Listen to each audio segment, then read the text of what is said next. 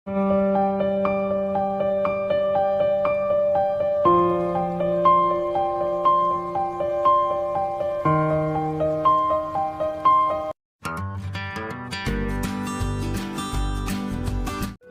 भरी घाटी, नीले आसमान के नीचे फैला वो प्यारा सा जंगल, जहाँ हवा भी गीत गाती थी और हर डाल पर कोई कहानी बसी थी। वहीं रहती थी नीलू चिड़िया, दयालु, समझदार और हर मुसीबत में सबकी मदद करने वाली। एक दिन सुबह सुबह जब पत्तों से ओस टपक रही थी, नीलू को किसी के रोने की हल्की सी आवाज सुनाई दी। अरे, ये कैसी सिसकी है? सूरज निकला नहीं और कोई दुखी है। वह उड़ते उड़ते एक झाड़ी के नीचे पहुंची। माँ, पापा मुझे छोड़कर यहाँ से चले गए। कहाँ कि मैं उड़ नहीं सकती हूँ। अरे नन्ही, कोई बच्चा उड़ न सके, ये कैसे हो सकता है? चल, अब तो मेरे साथ चलेगी।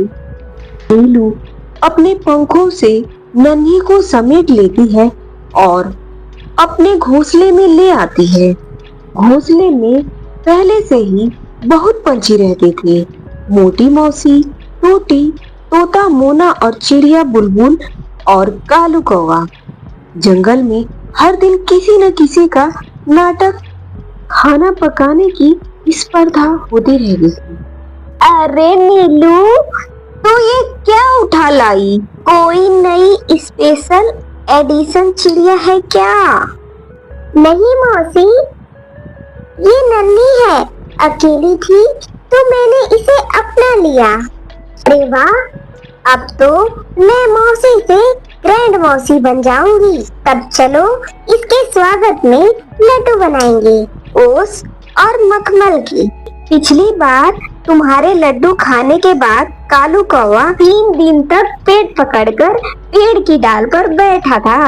अरे तोती, तू चुप कर। बोलने से ज्यादा नुकसान तेरी चोट से होता है। कम से कम मेरी चोट साफ तो है, तेरे जैसे कोयले की नहीं। अरे अरे, तुम दोनों लड़ो मत, नन्ही को डर लग जाएगा। हाँ बच्चों, आज से ये हमारी जैसी है। हम सब मिलकर उसे उड़ना, गाना और जीना सिखाएंगे। नीलू की गोद में अब नया सवेरा था। नन्ही को हर रोज कोई कुछ न कुछ सिखाता। मोना गाना सिखाती, रोटी हंसना, मौसी पकवान बनाती और बुलबुल ध्यान लगाती। नन्ही, उड़ान सिर्फ पंखों से नहीं होती, हिम्मत से होती है। अगर तू गिर भी जाए तो कोशिश करना मत छोड़ना। मैं उड़ना चाहती हूँ, बहुत ऊपर, बादलों के पार। तो चलो, कल से हम उड़ान क्लास शुरू करेंगे। वाह, उड़ान क्लास! तो क्या उसमें लंच बॉक्स भी होगा? मौसी, तू उड़ नहीं सकती, तू तो ग्लाइडर है। क्या कहा तूने? मैं उड़ नहीं सकती? मैं तो बचपन में बादल पकड़ रही थी। हाँ, तब से तो बादल भी डरते हैं कि मौसी फिर न आ जाए। पूरा जंगल ठहाके से गूंज पड़ता है। हंसी मजाक के दिन बीतते गए। नन्ही ने अब छोटी उड़ान भरना शुरू कर दी। उसके पंख अब ओस की तरह हल्के और मजबूत दोनों थे। लेकिन एक रात जंगल में कुछ अजीब हुआ। घने पेड़ों के बीच कुछ शिकारी पंछी आए। आंखों में लालच। वह शिकारी पंछी पंछियों को पकड़ने आए थे। नीलू, अलर्ट! कुछ शिकारी पंछी आए हैं। सबको खबर दो। मोना, नन्ही को ऊपर डार पर ले जा। बुलबुल गीत गाकर उसका ध्यान भटका और मैं उसके सिर पर आम गिराऊंगी।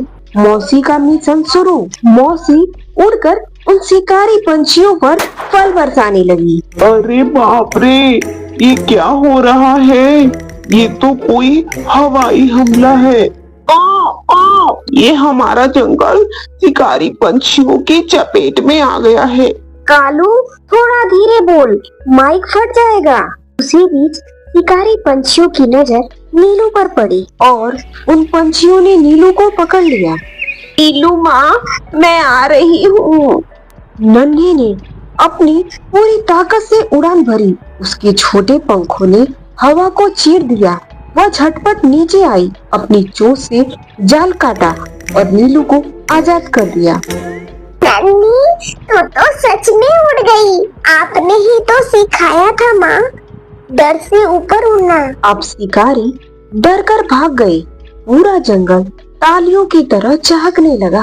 अरे नन्ही, तूने तो खूब मजा चखाया, जैसे मैं मच्छरों को भगाती हूँ।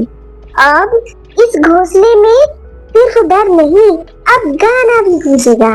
और अगर कोई फिर आया तो हम सब साथ मिलकर लड़ेंगे। सुबह हुई।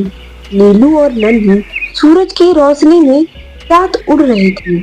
आसमान के नीचे जंगल फिर से मुस्कुरा रहा था। अरे, ये वही नन्ही है ना, जिसे किसी ने छोड़ दिया था। देखो, अब पूरे जंगल की रानी बन गई है। कभी कभी जो छोड़े जाते हैं वही सबसे ऊंची उड़ान भरते हैं। जंगल में फिर से हंसी और संगीत और प्यार लौट आया। मौसीकी, कॉमेडी, तोते की शरारतें और नन्ही की उड़ान सब मिलकर इस जंगल को एक परिवार बना दिए। दोस्तों, यह कहानी आप सबको कैसी लगी? अगर अच्छी लगी हो तो लाइक, शेयर और कमेंट करना और सब्सक्राइब करना तो बिल्कुल ना भूलें। धन्यवाद।